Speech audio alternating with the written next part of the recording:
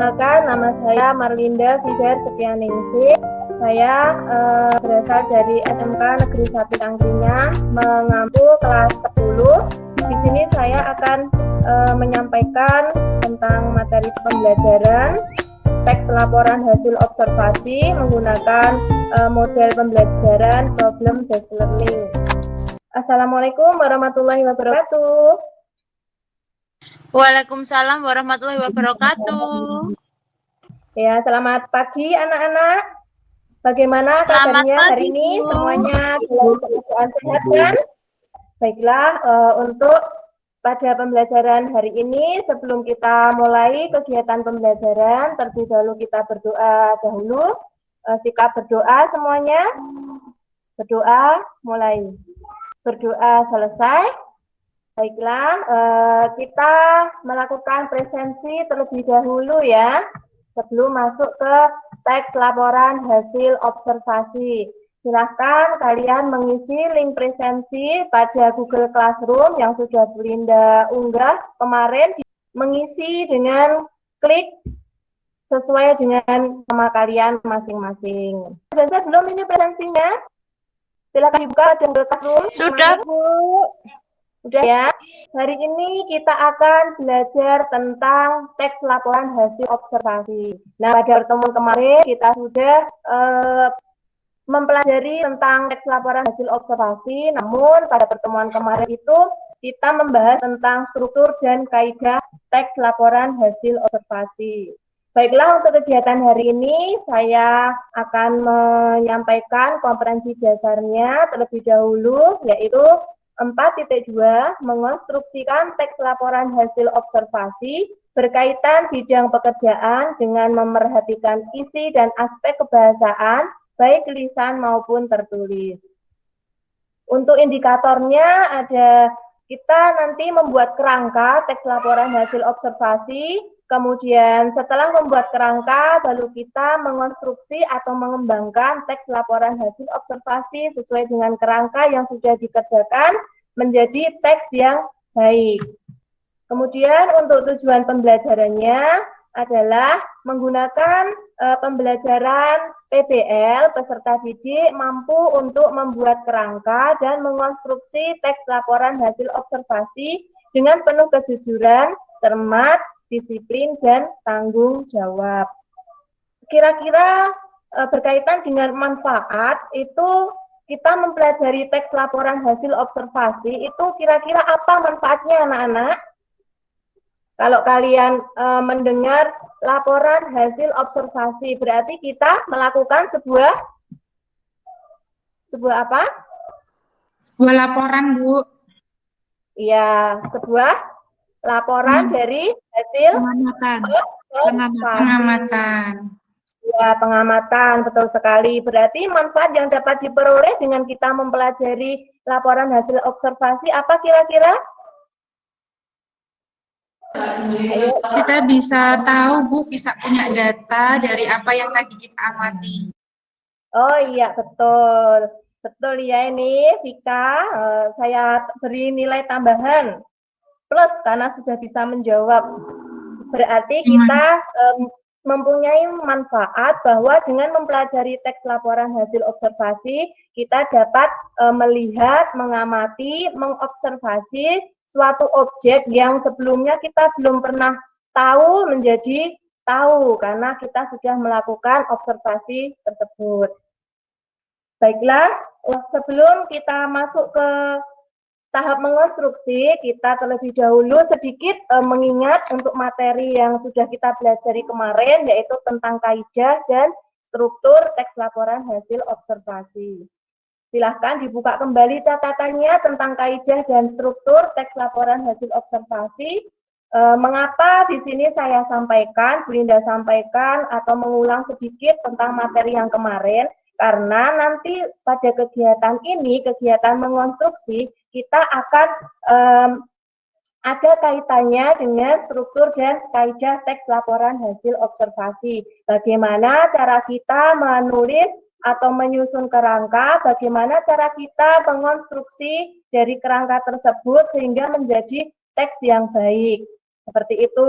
Tentunya tidak lepas dari struktur dan kaidah yang baik pula. Ada berapa kaidah kebahasaan teks LHO kemarin? Ayo, siapa yang bisa? Coba, Maimunah mungkin tadi malam belajar atau tidak? Kaidah ya, Bu. Kaidah atau apa tadi, Bu? Kaidah Kaidah kebahasaannya ada kebahasaan ya, berapa? Bu. Konjungsi Ya, ada bukan ya, berapa Bu? coba? Konjungsi. Ya, Kemudian betul.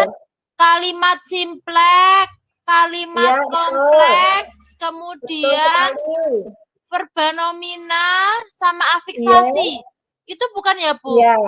Iya, betul sekali. Ada konjungsi, ada verba, ada nomina, kalimat simpleks, kalimat kompleks, kemudian ada afiksasi. Ada lagi yang belum disebutkan, coba dilengkapi. Alfika mungkin? Sufik, infik, perfect Bu mungkin. Sufik, Oh iya, akhiran, infik, itu imbuhan, konflik betul awalan ya Bu sekali. ya. Iya, betul. Nah, infik, perfik itu nanti masuk ke afiksasi. Masuk ke afiksasi. Untuk yang kaidah yang lain yang belum disebutkan, ada kalimat definisi, kalimat definisi dan deskripsi. Apa itu definisi? Apa, Bu? Pengertian bukan ya Bu? Pengertian Bu. Definisi itu pengertian Ya, bukan ya? kalimat pengertian, betul, kalimat pengertian. Kemudian ada lagi yang belum disebutkan, misalnya, contohnya ada panjang, pendek. Itu apa namanya? Ada panjang, kemudian titik-titik pendek. Antonim, sinonim. Iya, betul. Ada antonim, ada sinonim. Betul sekali. Kemudian masih satu lagi. Yang kaidah yang terakhir. Data, Bu. Iya bukan? Iya, betul. Ada data, ada juga angka. Ya, seperti itu.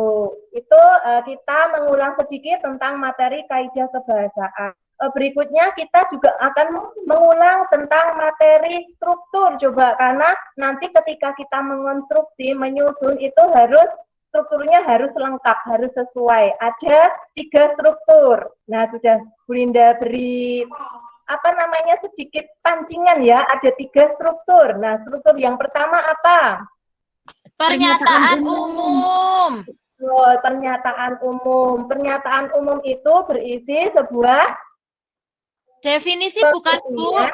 Definisi, betul. Definisi pengertian dari objek yang akan diamati. Kemudian berikutnya setelah pernyataan umum ada deskripsi bagian.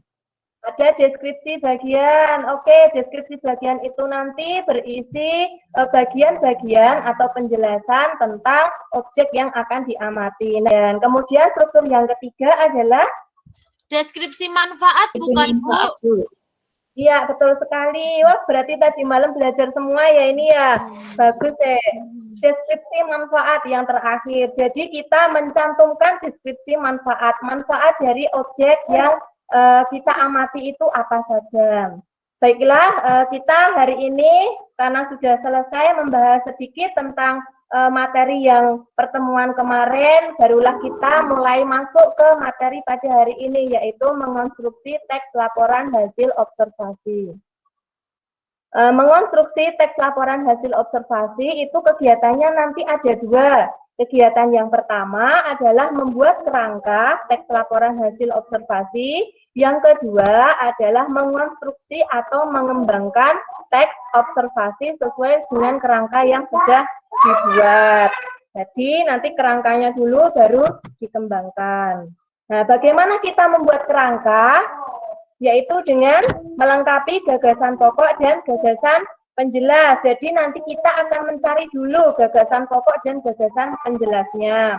Yuk diperhatikan sebentar ya untuk materinya ya. Aktivitas yang lain silakan ditinggalkan dulu supaya kalian bisa mengikuti kegiatan hari ini dengan baik.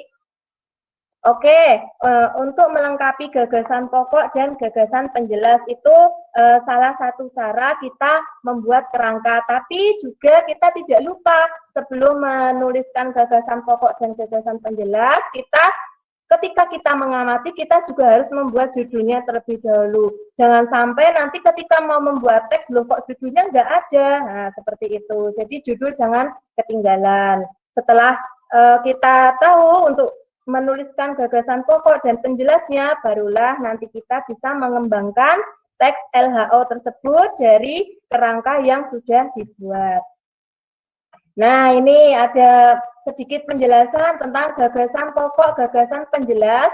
Bagaimana caranya kita membuat sebuah paragraf? Nah, itu nanti ketika gagasan pokok dan penjelas itu sudah ada, sudah tersedia, maka kalian dapat dengan mudah untuk menggabungkan kalimat-kalimat tersebut menjadi sebuah paragraf yang baik, menjadi satu paragraf. Nah, kita juga akan belajar tentang macam-macam jenis paragraf. Dilihat dari letak gagasan pokok. Yang pertama adalah paragraf apa? Yang pertama, paragraf deduktif. Ya, betul, paragraf deduktif. Paragraf deduktif itu paragraf yang gagasan pokoknya terletak di mana? Deduktif. Di awal paragraf. Di awal dulu. Ya, betul sekali. Aduh, pinter-pinter ini. Di awal paragraf. Di awal paragraf. Kemudian ada paragraf induktif. Ya. Kalau induktif berarti nanti lawannya adalah deduktif. Berarti gagasan pokok tersebut letaknya di mana? Di akhir paragraf. Betul. Gagasan pokok terletak di akhir. Berarti kalau di akhir, di awalnya tadi ada kalimat apa sebelum gagasan pokok? Kalimat penjelas. Betul sekali, kalimat penjelas. Wah, sudah menguasai ini ya untuk paragraf ya. Berikutnya ada jenis paragraf campuran. Paragraf campuran ini nanti ada dua, deduktif induktif dan induktif deduktif. Kalau deduktif induktif itu berarti gagasan pokok ada di awal dan ada di akhir, betul. Jadi nanti ada dua kalimat utama atau kalimat ide pokok. Yang satu berada di awal, satunya lagi berada di akhir. Nah, dua kalimat ini nanti isinya sama, intinya sama. Kalimat yang di awal itu intinya sama dengan kalimat yang di akhir. Kalimat di akhir itu menegaskan kalimat yang di awal. Kemudian yang induktif, deduktif itu atau bisa juga disebut dengan paragraf generatif, yaitu gagasan pokoknya berada di tengah. Seperti itu. Ada yang ditanyakan anak-anak sampai di sini? Belum, Bu. Belum, Bu. Belum, Bu Linda, sudah paham. Oh ya, alhamdulillah sudah bisa dipahami kita terkait tentang gagasan pokok dan gagasan penjelas. Baiklah, kita lanjutkan untuk langkah-langkah membuat kerangka laporan hasil observasi. Langkahnya yang pertama, nanti kan tentunya kita mengamati dahulu objeknya, kemudian baru kita membuat kerangka. Yang pertama adalah membuat judulnya dulu. Seperti tadi yang saya sampaikan, membuat judul laporan yang sesuai dengan objek. Kemudian berikutnya, kita baru menyusun kalimat pembukaan. Kalimat pembukaan ini berupa kalimat definisi atau pernyataan umum dari objek tersebut untuk mengawali sebuah teks. Barulah kita menyusun isi laporan. Nah, isi laporan ini nanti isinya dari gagasan pokok dan penjelas yang sudah kalian tulis nanti. Bisa digabungkan, dijadikan satu paragraf untuk mengisi pada isi laporan. Kemudian terakhir, tahapnya adalah kita menuliskan kalimat penutup. Kalimat penutup itu bisa berupa kalimat atau deskripsi manfaat atau simpulan dari objek yang kita amati. Seperti itu. Kemudian setelah kita membuat kerangka, baru kita mengonstruksi. Baiklah, untuk berikutnya kita masuk ke langkah-langkah mengonstruksi teks laporan hasil observasi. Ya, karena kita tadi sudah belajar tentang membuat kerangka, baru kita mengembangkan untuk menjadikan sebuah teks yang baik. Yang pertama yaitu menentukan topik yang akan diamati. Kemudian merencanakan cara menyelesaikan masalah, melakukan pengamatan sesuai masalah yang ditentukan. Kemudian kita meneliti ulang hasil pengamatan tersebut, disesuaikan data-datanya sudah cocok atau belum. sudah benar atau belum. Kemudian yang kelima, membuat kerangka atau garis-garis pokok, garis-garis besarnya. Kemudian kita baru menyusun laporan teks hasil observasi dari kerangka yang sudah kita buat, baru terakhir membenahi teks laporan hasil observasi. Nah, sebelum kita masuk ke tugas untuk mengonstruksi laporan hasil observasi, terlebih dahulu kita akan belajar tentang bagaimana cara membuat gagasan pokok dan gagasan penjelas. Di sini akan Bu Linda tayangkan contoh dari gagasan pokok dan gagasan penjelas. Coba Alfika dibacakan untuk gagasan pokoknya terlebih dahulu. Oh ya Bu, saya bukakan dulu ya tugas saya untuk gagasan pokoknya. Yang pertama, yang ini ya Bu ya? Ya, tentang merpati ini, merpati dan dara. Oh ya, merpati dan dara termasuk dalam famili Columbidae dan ordo Columbiformes yang mencakup sekitar 300 spesies burung kerabat bekicau. Ya. Itu untuk gagasan pokoknya, Bu. Ya. Pokoknya gagasan pokok dulu saja. Ya, terima kasih Alfika sudah membacakan. Baiklah, itu tadi contoh dari gagasan pokok. Di samping kanan itu ada gagasan penjelas. Coba dibacakan dulu gagasan penjelas di sini. Pezi, ayo yang cowok sendiri ini pasti suaranya lebih keras ini. Ayo Pezi. Ya Bu, siap. Gagasan penjelas. Dalam percakapan umum, istilah dara dan merpati dapat saling menggantikan. Ya. Dalam ornitologi, terus, suatu kecenderungan dara digunakan untuk spesies yang lebih kecil dan merpati untuk yang besar. Famili ini terdapat di seluruh dunia, tetapi varietas terbesar terdapat di Indomalaya dan ekozona Australasia. Dara dan merpati muda disebut squabs. Ya, terima kasih Pezi. Nah, itu adalah contoh gagasan penjelas. Kemudian nanti ketika membuat atau menggabungkan dalam paragraf, nanti bentuknya seperti ini, kita menggabungkan gagasan pokok dan gagasan penjelasnya. Gagasan pokok berada di awal, kemudian diikuti oleh penjelasannya tadi. Seperti itu untuk membuat gagasan pokok dan gagasan penjelas serta mengembangkannya menjadi sebuah paragraf. Apakah ada yang ditanyakan anak-anak? Sudah jelas, Bu. Oh ya, sudah jelas. Oke, kita masuk ke latihan. Soal latihannya ya. Silahkan dibuka buku tugas kalian. Kalian membuat dulu gagasan penjelasnya dari gagasan pokok yang sudah disediakan. Nanti setelah ini kita akan mencoba untuk membahas apa yang sudah kalian kerjakan tadi ya, tentang angsa dan pencemaran lingkungan. Oke, silahkan disiapkan dulu buku tugasnya. Sudah belum? Sudah. Ya, oke, saya beri waktu, Bu Linda beri waktu sekitar 5 menit untuk mencoba membuat gagasan penjelas. Dan di sini saya sampaikan sedikit untuk supaya kalian tidak bingung bagaimana ini cara menuliskan gagasan penjelas. Ya, ini kalian sambil itu aja, sambil mengerjakan aja, nggak apa-apa. Jadi untuk menuliskan gagasan penjelas itu kalian menjabarkan tentang angsa di situ. Kalau gagasan pokoknya angsa adalah unggas yang mudah dipelihara dan tahan penyakit. Nah, berarti di situ bisa dijelaskan unggas yang mudah dipelihara itu seperti apa, kemudian yang tahan penyakit itu seperti apa, atau bisa juga menuliskan tentang habitat dari angsa tersebut. Seperti itu gambarannya. Kemudian yang kedua ada pencemaran lingkungan. Nah, pencemaran lingkungan, kok saya bingung ya mau menulis gagasan penjelasnya bagaimana. Mudah saja, pencemaran lingkungan mempunyai dampak yang sangat besar bagi kehidupan manusia. Nah, kalian tuliskan di situ, kan pada gagasan pokok membahas tentang dampak dari pencemaran lingkungan. Tinggallah kalian menuliskan dampaknya apa saja, seperti itu. Ya, silakan mulai dikerjakan. Sudah ada gambaran ya, kira-kira ya? Sudah, Bu. Oke. Bu Linda tunggu 5 menit. Ya, 1 menit lagi ya. Nanti setelah ini Bu Linda akan meminta untuk menyampaikan dari apa yang sudah kalian kerjakan tadi tentang gagasan penjelas.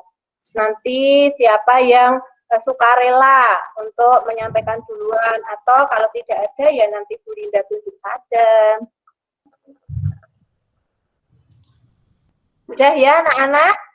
Sudah. Bu. Ya, sudah. Kalau sudah, silahkan coba disampaikan tentang gagasan penjelas yang sudah kalian tuliskan. Saya ya, Bu. Ya, namanya siapa? Ika, Ibu. Oh iya, Ika. Silahkan Ika. Coba sampaikan gagasan penjelas yang nomor 1 dulu ya. Ya, kalau salah nggak apa-apa ya, Bu. Nggak apa-apa, kita semua di sini belajar. Jadi kalau salah itu ya wajar. Kita bareng-bareng belajar ya. Oke, silahkan. Ya, Bu. Untuk gagasan pokok angsa adalah unggas yang mudah dipelihara dan tahan penyakit.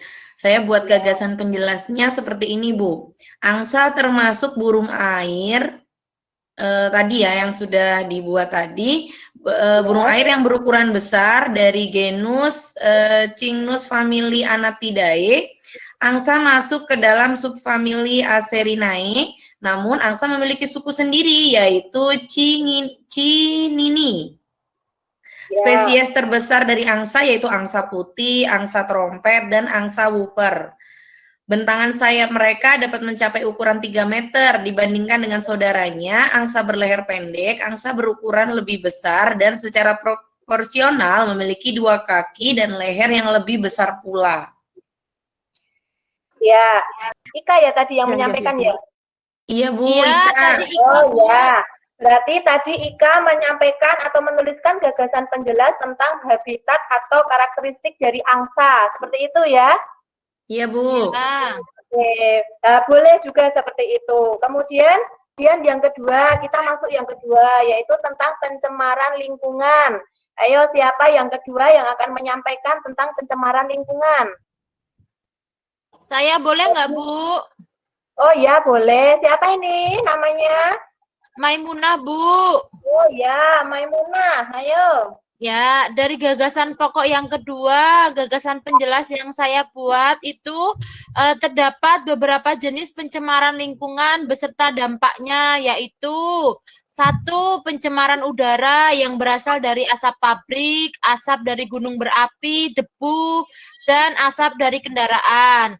Kemudian pencemaran air yang berasal dari limbah industri, pembuangan sampah, sisa insektisida akan berdampak sebagai media penyebaran penyakit. Kemudian pencemaran yang ketiga itu adalah pencemaran tanah yang berasal dari sampah plastik, botol, karet, kaca, kaleng akan berdampak pada penurunan kesuburan tanah. Itu, Bu, yang saya buat, Bu. Ya, betul sekali. Bagus ya. Berarti semuanya sudah pandai ini membuat, menjelaskan gagasan penjelas dari gagasan pokok. Nah, kalian sudah membuat gagasan pokok dan gagasan penjelas, sudah kalian tulis. Paham ya sampai di sini untuk latihannya? Kita tiba saatnya untuk masuk ke tugas, yaitu mengamati sebuah objek yang akan dijadikan sebagai objek laporan hasil observasi. Kemudian nanti tugas kalian yang pertama adalah 1, membuat kerangka dahulu, kemudian setelah membuat kerangkanya baru mengembangkan kerangka tersebut menjadi teks laporan hasil observasi. Nah, ini kelihatan ya? Terlihat, Ibu. Ya, ini ada 3 soal di sini yang perlu kalian pahami. Bu Linda jelaskan dulu tentang mencermati video observasi lidah buaya. Jadi nanti ada 2 video yang akan kalian cermati pada YouTube. Ada 2 video. Video yang pertama tentang lidah buaya. Dan video yang kedua tentang bahaya lidah buaya untuk dikonsumsi. Mengapa ada dua video di situ? Karena kalau video yang pertama itu kita melihat, mendengarkan lidah buaya. Berarti dengan lidah buaya itu akan ada banyak manfaat yang diambil dari lidah buaya. Tetapi di situ untuk video yang kedua, Bu Linda sajikan ada masalah terhadap lidah buaya tersebut. Selain lidah buaya itu mempunyai banyak manfaat, tetapi ternyata lidah buaya itu bahaya juga untuk dikonsumsi. Nah, apa permasalahannya, bagaimana bahayanya, nanti dapat kalian temukan pada video yang kedua. Untuk linknya ini sudah Bu Linda unggah pada Classroom ya, silakan dibuka melalui Google Classroom. Untuk linknya diklik, kemudian kalian bisa memulai untuk mencermati, mengamati objek yang akan digunakan untuk laporan hasil observasi.